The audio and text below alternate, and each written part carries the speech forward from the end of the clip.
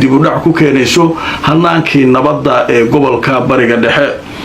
haddaba wararkaas ayaanu barnaamijkeena ku faahfaahin doonaa. waxaa sidoo kale aan idiin hayaa maanta axada Israa'iil waxay sheegtay inay la socon doonto dhaqdhaqaaqa dooni la sheegay inay jabinayso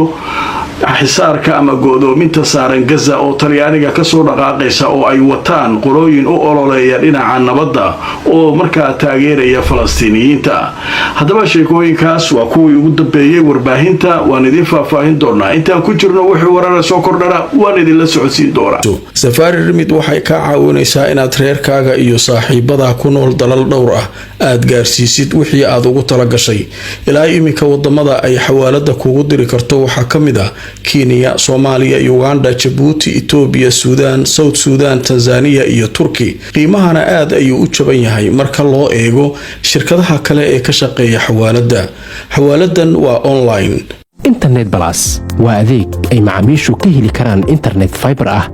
oo xawaarihiisu yahay 20 megabytes per second. ayna la socdaan receiver ay ku jiraan in ka badan 4,000 oo kanaal iyo 100 daqiiqado oo ah ku hadal bilaash ah.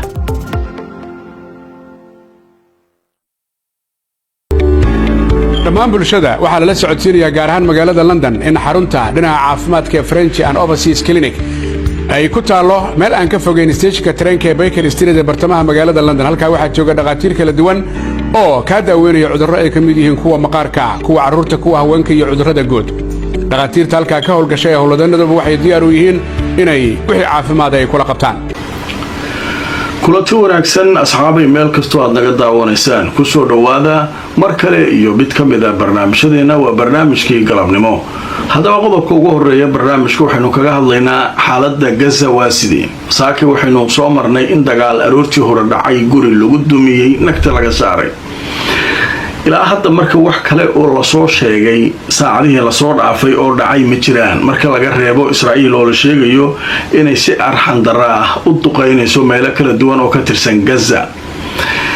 haddaba marka arrimahaasu waxay dhacayaan iyadoo warbaahinta Israa'iil aysan shaqo kalaba haynin, ay ka hadlayaan waxa ka soo kordhay Gaza iyo xaaladdu siday tahay.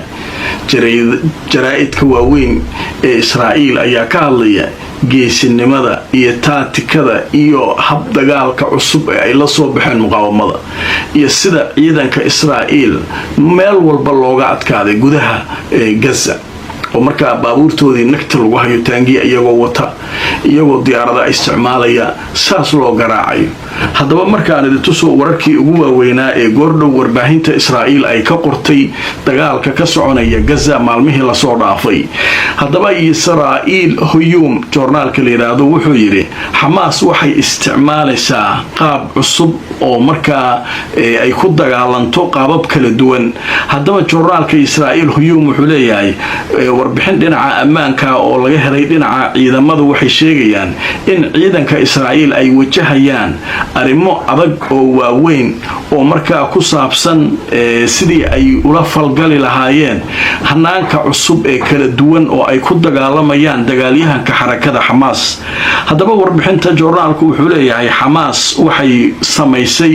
howlgallo ay markaasi ku tilmaameen Yuhuudda nafhurnimo ah oo askariga qoriga lala qabsanayo oo baabuurka isagoo socda miinada lagu dhijinayo.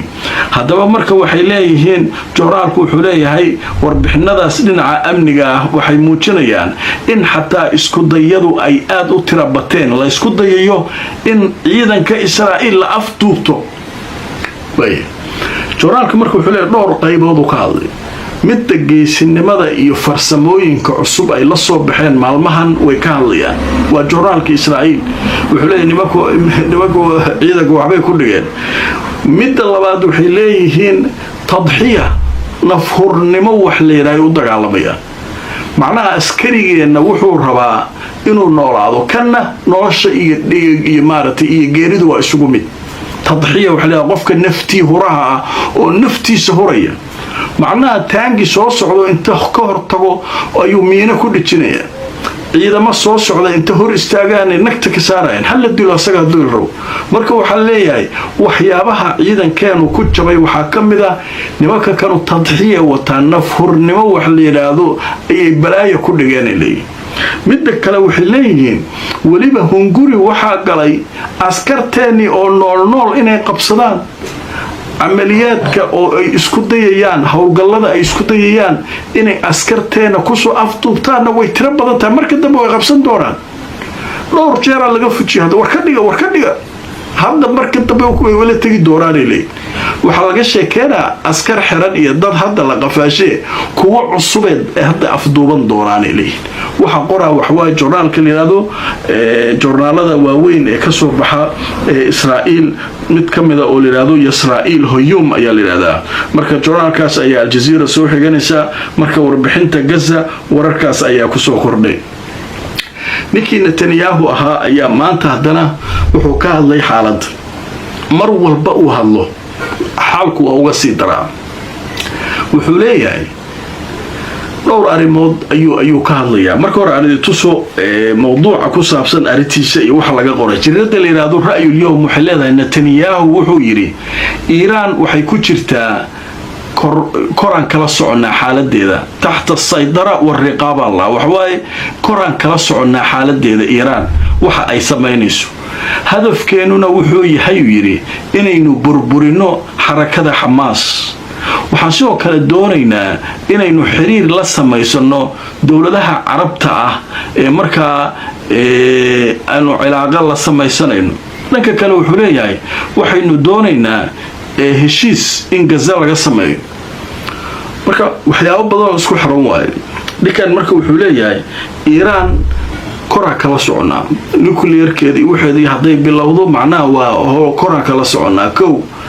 midda labaad wuxuu leeyahay xarakada xamaas waa inaan burburin xamaas oo joogta oo hub haysata dagaal maba joogsanayo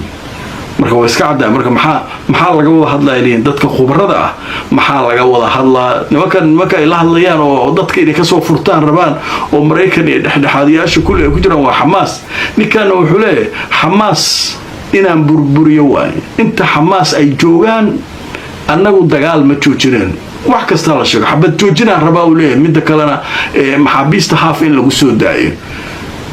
dhanka kale wuxuu leeyahay xamad joojin haaf aan rabaa in maxaabiista lasoo daaya 60 maalmood wuxuu ku bedelanaa 10 maxbuus iyo qaar meydadkooda lasoo siiyo haddana 60 kale inta kale u qaadanaa kadib dagaalka marka ma joojinaa isaga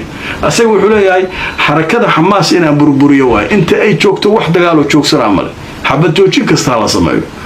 laakiin xabad joojintu waa rabnaayo dadaana loo soo daynaa kadib markii la soo daayo dagaalkaa ku laabanaynaa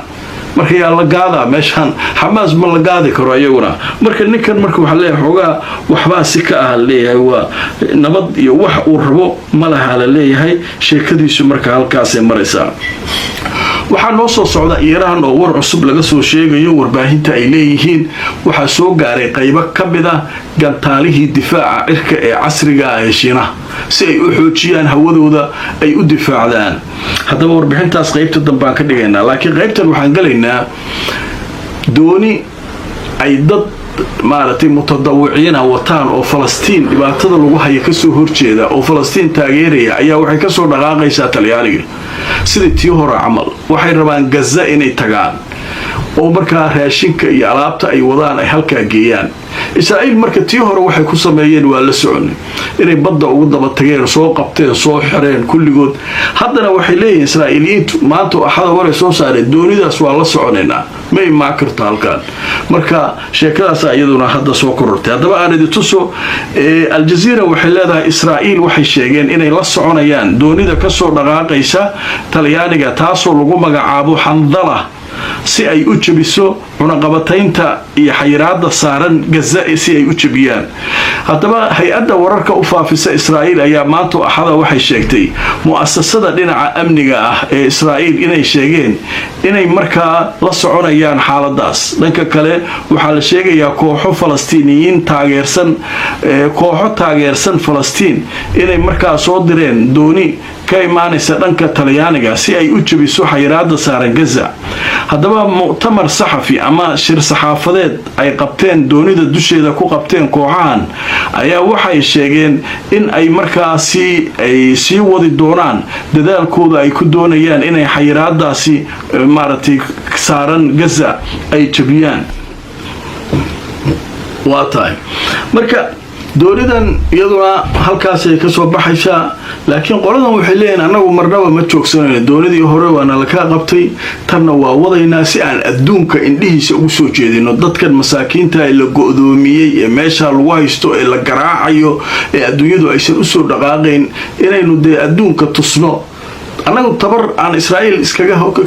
xoog ku marna ma haysano laakiin adduunyada inay at least newska adduunka nagu soo jeeso dadkana la qabtay Israa'iil qabad maxay ku qabatay arikaasi u socdeen marka dawladii waaweyn hadday iska aamuseen annagu de hawshaas waa qabanayna ilay marka hawsha u dhaqaaqaysa male dawladii islaamka kuwii carabta kulli waa iska fiirsanayeen ilay marka hawshaasuna waa hawl la yaab leh qadar xayeysiisha kadib hubka